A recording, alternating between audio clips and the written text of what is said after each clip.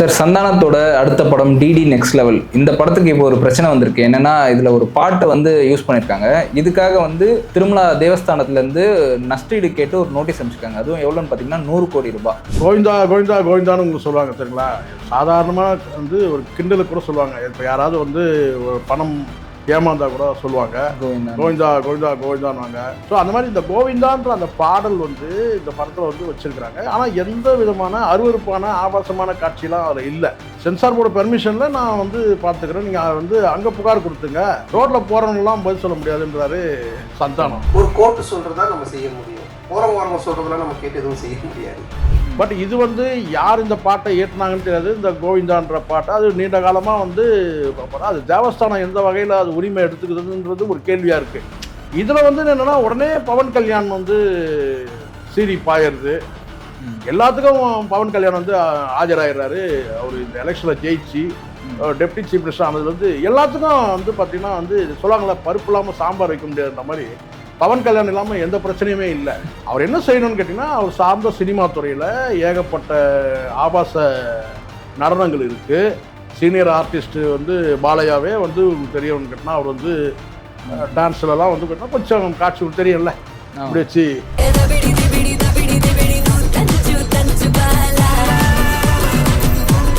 எடப்பாடி பழனிசாமி சொன்னா அவர் என்ன பண்ணுவாரு எனக்கும் புரியல. ஆனால் ஒரு விஷயம் மட்டும் கிளியர் ஆச்சு சார், தமிழ் சினிமாவை ஒழிச்சு கட்டுறதுக்கு மாநில எல்லையை விட்டு எல்லையெல்லாம் படம் எடுக்கிறாங்கன்னு நல்லா தெரியும்.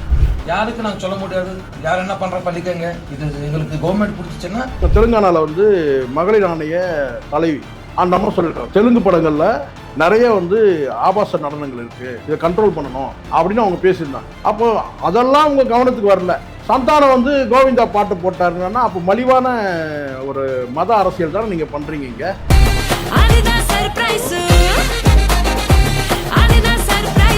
வராக ரூபம் அந்த பாட்டு அதில் அந்த பாட்டை அவங்க கேட்ட உடனே சார், அது படம் ஹிட் ஆனதுக்கு அந்த பாட்டு பெரிய ஒரு காரணம் தான். அந்த பாட்டை இவங்க இந்த படத்தில் பயன்படுத்திட்டாங்கன்னு சொன்னபோது உடனே அந்த படக்குழு என்ன செஞ்சாங்கன்னா அந்த பாட்டை எடுத்துட்டு வேற பாட்டை இணைச்சாங்க. இப்போ அந்த படம் பார்த்தீங்கன்னா வேற ஒரு மெட்டு அமைச்சு அந்த பாட்டை இணைச்சாங்க. எப்படியும் படத்தை ஹிட் பண்ணிடுவாங்கன்னு நினைக்கிறேன். படம் பப்ளிசிட்டி தான், இது ப்ரொமோஷன் தான். இது சிம்பு 49ல நடிக்கிறாரு. கண்டிப்பா அந்த படம் சூப்பர் ஹிட் ஆகும். நீண்ட நாளுக்கு பிறகு 2 பேரும் இணைகிறாங்க. இந்த மாதிரி நடிகர்கள் மேல இந்த மாதிரி திட்டமிட்டு ஒரு வன்மத்தை பண்றது சார். நீங்க எப்படின்னா எடுத்துங்க, சந்தானம் ரோட்டுக்கு வந்துட்டாருன்னு சொல்றான் சார். ரோட்டுக்கு வந்துட்டாரு சார், பிச்சை எடுத்தாரா சந்தானம். கெனிஷாவை ஆகா ஓகோன்ற இவங்களை என்ன சொல்றது, நம்ம கெனிஷாவோட திருமணம் குப்பையோட திருமணம்லாம் நீ போட்டு சொல்லிருக்கணும், நீ நல்லவங்களா இருந்தா. கெனிஷாவோட ரகசிய திருமணம் ஜெயம் ரவின்னு சொல்றான். சொல்றது யாரு? அந்த புறம் தான். எப்படிப்பட்டவனுங்கன்னு பார்த்துக்கணும்.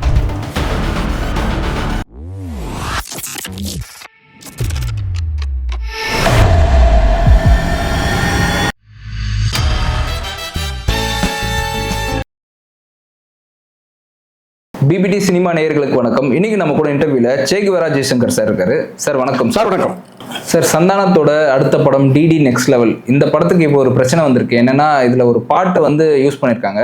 இதுக்காக திருமலா தேவஸ்தானத்துலேருந்து நஷ்டஈடு கேட்டு ஒரு நோட்டீஸ் அனுப்பிச்சிருக்காங்க. அதுவும் எவ்வளோன்னு பார்த்தீங்கன்னா 100 கோடி ரூபாய். ஸோ இதை நீங்கள் எப்படி பார்க்குறீங்க? பொதுவாக சொல்கிறேன் நான், கோவிந்தா கோவிந்தா கோவிந்தான்னு உங்களுக்கு சொல்லுவாங்க சரிங்களா. சாதாரணமாக ஒரு கிண்டலுக்கு கூட சொல்லுவாங்க. இப்போ யாராவது ஒரு பணம் ஏமாந்தா கூட சொல்லுவாங்க கோவிந்தா கோவிந்தா கோவிந்தான்வாங்க. பிணங்களை பார்த்தீங்கன்னா டெட் பாடி எடுத்துகிட்டு போகும்போது நான் கோவிந்தா கோவிந்தா கோவிந்தான்னு சொல்லி ஒரு குரல் கொடுப்பாங்க. தெரியல உங்களுக்கு? எதுக்குன்னா ஒரு மோட்சத்துக்கு போவாருன்ற அந்த மாதிரி இறக்குறவங்க அந்த மாதிரி ஒரு நம்பிக்கை இருக்குது. பிணங்களை தூக்கிட்டு போகும்போது கூட கோவிந்தா கோவிந்தான்னு குரல் கொடுப்பாங்க. சாதாரணமாக காமெடியாக கூட ஏதாவது பணம் ஏமாதுன்னா கோவிந்தா கோவிந்தா கோவிந்தா அப்படின்னு சொல்லி சொல்லுவாங்க சரிங்களா. ஸோ அந்த மாதிரி இந்த கோவிந்தான்ற அந்த பாடல் இந்த படத்தில் வச்சிருக்கிறாங்க. ஆனால் எந்த விதமான அருவருப்பான ஆபாசமான காட்சியெலாம் அதில் இல்லை. சந்தானத்தோட டிடி நெக்ஸ்ட் லெவல் அது ஒரு காரணமாக காட்டி உடனே 100 கோடி ரூபாய் நஷ்டஈடு கொடுக்கணும், மன்னிப்பு கேட்கணும், அப்படி இப்படின்னு சொல்கிறதும். அதுக்கப்புறம் எடப்பாடி பழனிசாமி போனால் உடனே அவர்கிட்ட போய் புகார் சொல்கிறதும் இது அவசியம் இல்லை. உண்மையிலேயே உங்களுக்கு பாதிப்புன்னு சொன்னால் நீங்கள் சென்சார் போர்டு உங்ககிட்ட இருக்குது, நீங்கள் அங்கே போங்க. அதான் அவரும் சொல்கிறாரு, சென்சார் போர்டு பெர்மிஷனில் நான் பார்த்துக்கிறேன், நீங்கள் அங்கே புகார் கொடுத்துங்க, ரோட்டில் போகிறவங்களாம் பதில் சொல்ல முடியாதுன்றாரு சந்தானம். ரோட்டில் போகிறவங்களாம் பதில் சொல்ல முடியாது, நீங்கள் முறையாக நீங்கள் சென்சார் போர்டு போங்க, நீதிமன்றம் போங்க, நீதிமன்றத்தில் போய் நீங்கள் இதை ஜெயிக்க முடியாதுன்னு தெரியும். நீதிமன்றத்தில் போய் இதெல்லாம் வந்து ஜெயிக்க முடியாது. நீங்கள் இந்த இடத்துல உங்களுக்கு வந்து ஏதாவது ஒரு அருவருப்பான காட்சிகள் ஏதாவது பதிவு செஞ்சுட்டா பரவாயில்ல. இது மாதிரி பல சர்ச்சைகள் வரும் சார். சிலர் வந்து கடந்து போயிருப்போ உதாரணத்துக்கு இந்த பாடல் பார்த்தீங்கன்னா வந்து ஒரு பொதுவான பாடலாக பார்க்கப்படுது. இந்த கோவிந்தா கோவிந்தான்னு சொல்லிட்டு ஒரு குறிப்பிட்ட ஒரு இசைக்குழு இருக்குன்னு வச்சுக்கோங்களேன். இப்போ இளையராஜாவே நீங்கள் எடுத்துங்களேன். அவரே வந்து பல பாடல்களுக்கு காப்பிரைட் போட்டு கேஸ் எல்லாம் போட்டிருக்காரு, உங்களுக்கு தெரியும். ஆமாம். அவரு ஏன்னா அவருக்கு உரிமை இருக்குன்னு சொல்லி ஏதோ ஒரு வகையில் ஒரு உரிமை இருக்குது. பாடலை வந்து மெட்டு போட்டவனா தான், மியூசிக் பண்ணவனா தான் அப்படின்ற அந்த உரிமையில் அவர் போகிறார். காந்தாரான்னு ஒரு படம் வந்து தெரியல உங்களுக்கு.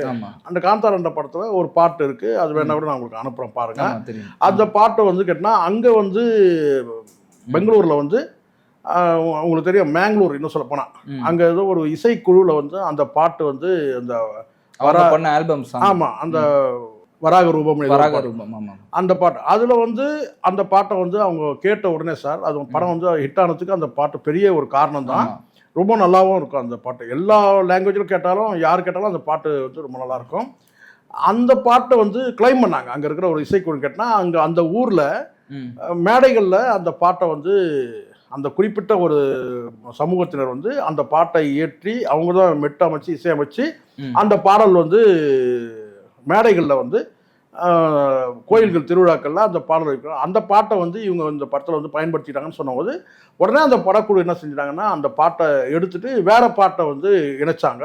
இப்போ வந்து அந்த படம் பார்த்தீங்கன்னா அந்த பாட்டு வந்து இருக்கும், வேற ஒரு மெட்டு அமைச்சு அந்த பாட்டை இணைச்சாங்க. ஆனால் முதல்ல வந்து பார்த்தீங்கன்னா அது கிட்டத்தட்ட ஒரு மாதத்துக்கு மேலேயே ஆயிடுச்சு. அவங்க ஒரு மாதம் இல்லை, அந்த படம் நல்லா ஹிட் ஆகி எல்லா லாங்குவேஜும் நல்லா போகும்போது அப்படி கிளைம் பண்ணாங்க. இதே அந்த படம் ஓடலைன்னா கிளைம் பண்ணியிருக்க மாட்டாங்க.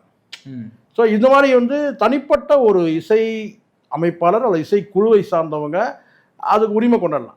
பட் இது வந்து யார் இந்த பாட்டை ஏற்றினாங்கன்னு தெரியாது. இந்த கோவிந்தான்ற பாட்டை அது நீண்ட காலமாக வந்து அது தேவஸ்தானம் எந்த வகையில் அது உரிமை எடுத்துக்குதுன்றது ஒரு கேள்வியாக இருக்குது. இதில் வந்து என்னென்னா உடனே பவன் கல்யாண் வந்து சீரி பாயிடுது. எல்லாத்துக்கும் பவன் கல்யாண் வந்து ஆஜராகிறாரு. அவர் இந்த எலெக்ஷனில் ஜெயிச்சு டெப்டி சீஃப் மினிஸ்டர் ஆனதுல வந்து எல்லாத்துக்கும் வந்து பார்த்தீங்கன்னா வந்து சொல்லுவாங்களா, பருப்பு இல்லாமல் சாம்பார் வைக்க முடியாதுன்ற மாதிரி பவன் கல்யாணம் இல்லாமல் எந்த பிரச்சனையுமே இல்லை. அந்த மாதிரி வந்து ஒரு நடைமுறை இருக்குது. அது எனக்கு தெரியும். நான் என்ன சொல்கிறேன், அவர் மேலே ரொம்ப மரியாதை இருக்குது. பவன் கல்யாண் ரொம்ப மரியாதை இருக்குது. அவர் என்ன செய்யணும்னு கேட்டிங்கன்னா, அவர் சார்ந்த சினிமா துறையில் ஏகப்பட்ட ஆபாச நடனங்கள் இருக்குது. சீனியர் ஆர்டிஸ்ட்டு வந்து பாலையாவே வந்து உங்களுக்கு தெரியும்னு கேட்டினா அவர் வந்து டான்ஸ்லலாம் வந்து கேட்டினா கொஞ்சம் காட்சி உங்களுக்கு தெரியல அப்படி வச்சு. ஸோ இந்த மாதிரி நிறைய அந்த மாதிரியான வந்து ஒரு ஆபாச காட்சிகளை வந்து நீக்கிறதுக்கு எப்படி Telugu industry cinema industry develop பண்ணுறதுன்னு அதை திங்க் பண்ணும். ஸோ இதில் வந்து கேட்டால் எல்லாத்துக்கும் ஒரு அரசியல் பண்ணுற மாதிரி இருக்கக்கூடாது. இது போகிற போக்கில் இது ஒரு பெரிய விஷயமே கிடையாது. ஏதாவது அருவருப்பாக ஆபாசமாக நீங்கள் அந்த பாட்டை பயன்படுத்தினா சந்தானத்தை நீங்கள் சொல்லலாம். அந்த மாதிரி எதுவும் கிடையாது. அப்படி இருக்கும்போது கேட்டால் வந்து 100 கோடி கொடு அப்படின்னு சொல்லிட்டு அது யாருன்னா பிஜேபியில் இருக்கிற செயல் தலைவர் அவர். இதுக்கு சப்போர்ட் யாருன்னு கேட்டிங்கன்னா வேலிக்கு ஓனான் சாட்சின்னு ஒன்று சொல்லுவாங்கள்ல, அந்த மாதிரி என்னன்னா பவன் கல்யாண் வந்து சப்போர்ட். 100 கோடி கேட்டிருக்காங்களே சார், அந்த படத்தோட பட்ஜெட்டே அவ்வளோ இருக்காது. அதுதான் சொன்னேன், படமே வந்து பார்த்தீங்கன்னா அவ்வளோ பட்ஜெட் இருக்காது. 100 கோடி ரூபாய் நஷ்டம் கேட்டார். அதுதான் அவர் சொல்கிறாப்புல சந்தானம் ரோட்டில் போகிறலாம் பதில் சொல்ல முடியாது. இதெல்லாம் சார் நான் கேட்குறேன் சார், உங்ககிட்ட வந்து சென்சார் போர்டு இருக்குது, கோர்ட்டுக்கு போங்க, நீதிமன்றத்துக்கு போங்க. டைரெக்டாக வந்து இந்த மாதிரி பண்ணுறது எதுக்கு தெரியுமா சார்? இதெல்லாம் வந்து ஒரு வகையாக கட்டிங் போடுறதுக்கு தான். உடனே அந்த படக்குழு என்ன செய்யும், ஒன்று அந்த பாட்டை நீக்கிறேன்னு சொல்லுவோம், இல்லை படம் ஹிட் ஆயிடுச்சுன்னு செய்யும், சார் ஏதாவது ஒரு அமௌண்ட் பேசி செட்டில் பண்ணிக்கலாம் சார், இப்படி கூட இருக்கலாம்ல, ஒரு செட்டில்மெண்ட்டுக்கு வருவாங்க. ஏன் நீங்கள் நீதிமன்றத்துக்கு போங்க, தப்பான விஷயம்னா நீதிமன்றம் வந்து கோர்ட்டில் ஜட்ஜ்மெண்ட் பண்ண போது, அப்படின்னா சென்சார் போர்டு போங்க. சென்சார் போர்ட்லேயே எந்த காட்சியெல்லாம் நீக்கலான்றதுக்கெல்லாம் ஒரு கணக்கு இருக்குது. அப்போ சட்டம் சார்ந்த விஷயம் சென்சார் போர்டில் கூட இதை நீக்க முடியாது அப்படின்னு சொன்னால் நீதிமன்றத்துக்கு போங்க. அதை விட வந்து எடப்பாடி பழனிசாமி சொன்னால் அவர் என்ன பண்ணுவார்? அதுதான் எனக்கு ஒன்றும் புரியல. எனக்கும் புரியல. எடப்பாடி பழனிசாமிக்கு வந்து திருப்பதிக்கும் வந்து கனெக்ட் இல்லையே. நீங்கள் பழனி சொன்னால் கூட ஓகே சார், பழனி முருகன் கோயில் சொன்னால் கூட இவர் பழனி அவர் பழனிசாமி கொஞ்சம் மேட்ச் ஆகுது. அப்போ சொல்லலாம் முருகன் பாட்டு வந்து இந்த மாதிரி வந்து படத்தில் யூஸ் பண்ணிட்டாங்கன்னு சார்.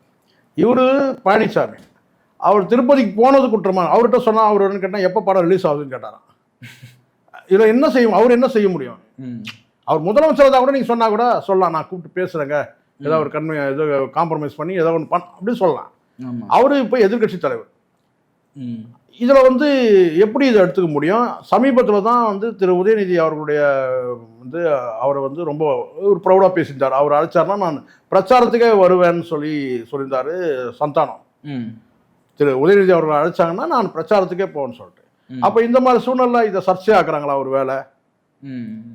ஆனால் ஒரு விஷயம் மட்டும் கிளியர் ஆச்சு சார், தமிழ் சினிமாவை ஒழிச்சு கட்டுறதுக்கு மாநில எல்லையை விட்டு எல்லையெல்லாம் வந்து படம் எடுக்கிறாங்கன்னு நல்லா தெரியுது. இங்கே ஏற்கனவே பல படங்கள் உங்களுக்கு தெரியும் இருக்குன்னா வந்து 250 படத்தில் 225 படம் ஊற்றிக்குது, 25 படம் தான் ஹிட் ஆகுது. இல்லை அந்த அளவுக்கு பண்ணுறாங்க இங்கே.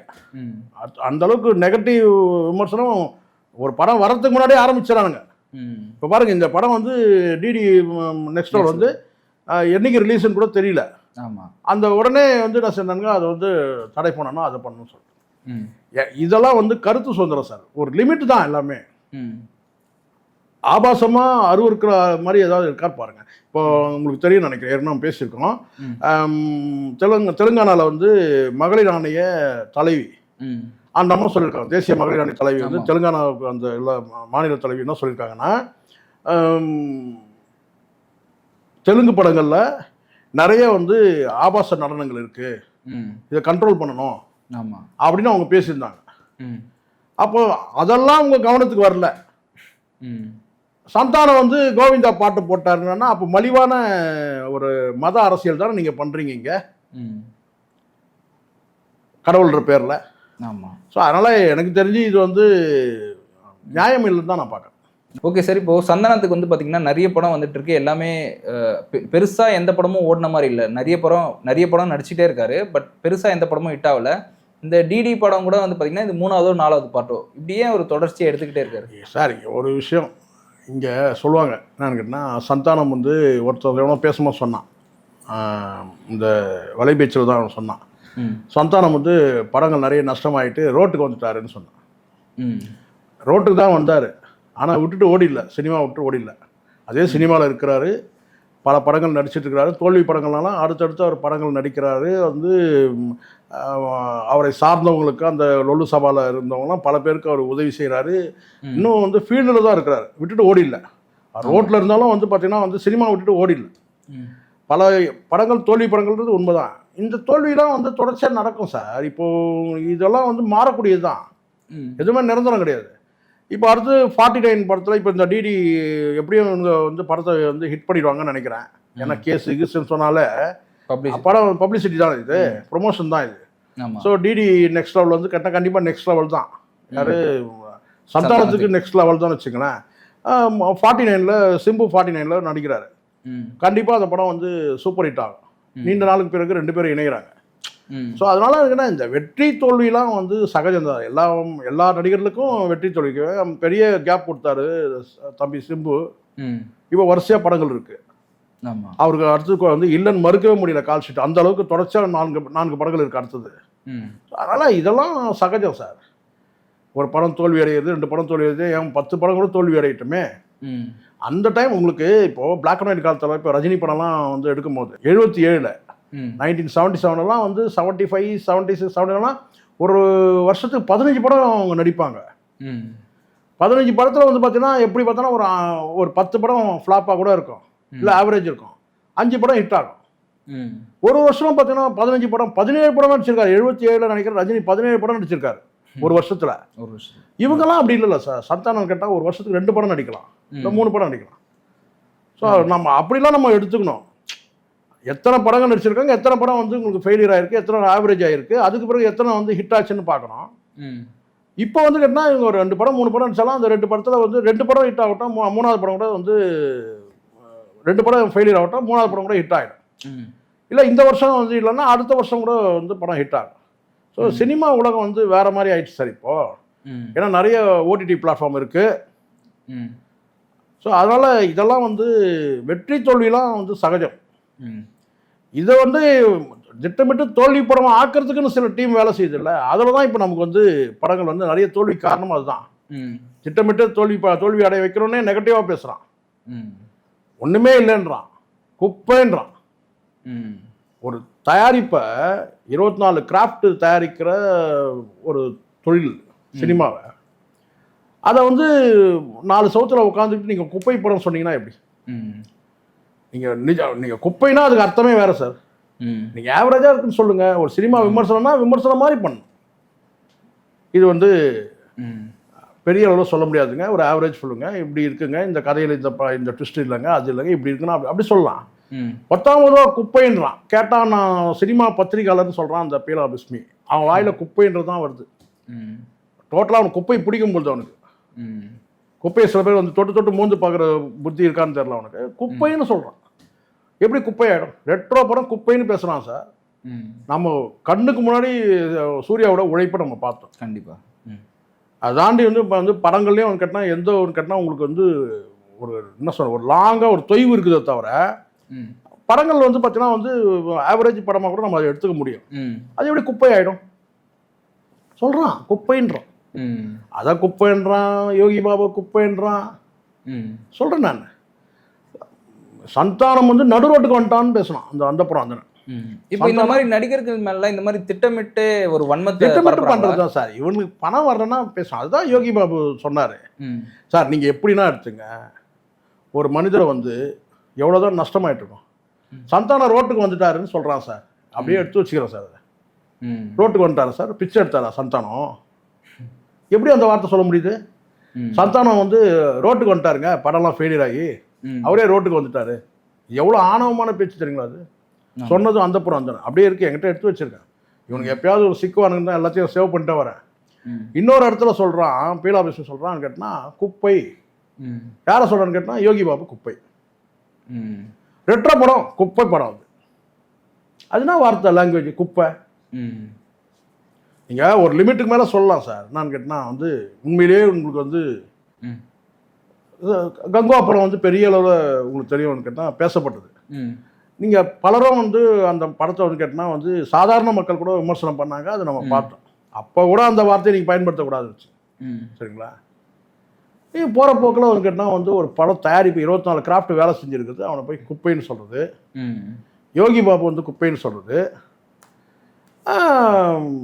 கெனிஷாவை வந்து ஆகா ஓகோன்றானுங்க. இவங்களை என்ன சொல்கிறது? நம்ம கெனிஷாவோட திருமணம் குப்பையோட திருமணம்லாம் நீ போட்டு சொல்லிருக்கணும். நீ நல்லவங்களா இருந்தா கெனிஷாவோட ரகசிய திருமணம் ஜெயம் ரவின்னு சொல்றான். சொல்றது யாரு? அந்த புறம் தான். கெனிஷாவை வந்து குப்பைன்னு சொல்லல, யோகி பாபு குப்பைன்னு சொல்றான். எப்படிப்பட்டவனுங்கன்னு பார்த்துக்க நீங்க. இவங்களாம் இந்த சினிமா விளங்குமா சார்? பின்ன இந்த மாதிரி இவங்கெல்லாம் பத்திரிகையாளர்தான். குறிப்பாக வந்து நான் வந்து அஜித் விஷயம் அஜித் ஹீரா மேட்ரு வந்தபோது பேசும்போது இவனா சொல்றான், நாங்களாம் அந்த காலத்தில் கிசு கிசு எழுதி இருக்கிறோன்றத வெளிப்படையாக சொல்கிறான். நாங்களும் கிசு கிசு எழுதுவோம் அப்படின்னு சொல்கிறான். அந்த காலத்தில் நாங்கள் கிசு கிசுலாம் எழுதுவோம் அப்படி பெருமையாக சொல்கிறான். கிசு கிசு எழுதுறது பெருமையாக சார். இவனுக்கு என்ன பத்திரிகையாளர் எனக்கு ஒன்றும் புரியவே இல்லை. ஒருவேளை இவனுக்கு வந்து அந்த டைமில் உங்களுக்கு தெரியும், இந்த பிரிண்ட் மீடியா காலத்தில் சினிமா பத்திரிகைன்ற பேரில் வந்து ஒரு டீம் இருந்துச்சு. அது என்னன்னு கேட்டிங்கன்னா, அந்த காலத்தில் நான் சொல்ல பொம்மைன்னு ஒரு பத்திரிகை, ஜெமினி சினிமான்னு ஒரு பத்திரிகை, வண்ணத்திரைன்னு ஒரு பத்திரிகை. அதில் கட்டம் கட்டி கிசு கிசு செய்திலாம் வரும். இன்னும் சிலது இருக்குது கேட்டிங்கன்னா வந்து ஆபாச புத்தகங்கள் வரிசையில் அது மாதிரி வரும். வந்து ஃபுல்லாகவே சினிமா நடிகைகளுடைய அந்தப்புற வாழ்க்கையை பற்றி தான் ஃபுல்லாகவே வரும். அதுதான் அந்தப்புறம் வந்தனு பேர் வச்சு. அதில் வந்து கேட்டிங்கன்னா பருவகாலம், விருந்து, இந்த மாதிரியான ஆபாச மஞ்சள் பத்திரிகையில் சினிமா பத்திரிகைன்ற பேர்லேயே இந்த மாதிரி வரும். இவங்கெல்லாம் அதில் தான் இருந்திருப்பானுங்க போல இருக்குன்னு நான் நினைக்கிறேன். எந்த நடிகரையும் நீங்கள் வந்து போகிற போக்கில் வந்து குப்பை படம்னு சொல்லாதீங்க, சொல்லக்கூடாது. அது அந்த தொழிலுக்கே செய்கிற துரோகம். அது அதோட கனெக்ட் ஆகிருக்கிறீங்க. நீங்கள் சினிமா பத்திரிகையாளர் தான் அதோட கனெக்ட் ஆகிறீங்க. எந்த படத்தையும் உழைப்பை வந்து குப்பைன்னு சொல்லக்கூடாது சார். கண்டிப்பாக அது பண்ணுது. ரெண்டாவது தனி மனுஷனை வந்து நீங்கள் குப்பைன்னு சொல்லுங்க. யோகி பாபு நான் சொல்கிறேன், யோகி பாபு வந்து ஒடுக்கப்பட்ட வகுப்பை சார்ந்தவர், விளிம்பு நிலை அந்த மக்களை சார்ந்தவர். அவர் நீ போகிற போக்கில் நீ வந்து அவர் வந்து குப்பைன்னு சொன்னீங்கன்னா அப்போ உங்களுக்கு சாதிய பார்வை இருக்குன்னு தானே பொருள். தப்பு இல்லையா? அது நீங்கள் எதெல்லாம் குப்பையோ அதெல்லாம் தூக்கி மடியில் வச்சுக்கிறானுங்க. நிஜமான குப்பையை கூட மடியில் வச்சுப்பானுங்க போல இருக்குன்னு நினைக்கிறேன். தப்பான விஷயம் பேசக்கூடாது. Okay sir. நீங்கள் ஒருத்தர் ரோட்டுக்கு வந்துட்டாருன்னு சொல்கிறதே எவ்வளோ பெரிய அவலம் தெரியுமா சார்? உங்கள் நிலைமை என்னன்னு தெரியுமா? எப்போ வேணாலும் நீங்கள் ரோட்டுக்கு வந்துடுவீங்க. யாரையும் அந்த மாதிரி சொல்லக்கூடாது சார். படங்கள் எடுத்து தோல்வி அடிச்சு எல்லா படமும் ஃபெயிலியர் ஆகிட்டு சந்தானமே ரோட்டுக்கு வந்துட்டாருன்னு பேசலாம். அந்த படம் தப்பாக பேசக்கூடாதுன்றான். ஓரளவு மனசை விமர்சனன்ற பேரில் ஒரு லிமிட் இருக்குது வார்த்தைகளுக்கு. நீங்கள் ஓவராக போகிறீங்க. குப்பைன்னு சொல்கிறது அப்போ சாதிய அந்த வன்மம் தானே உங்களுக்கு. ரெட்ரோ படம் வந்து ஆவரேஜ் படம் தானே.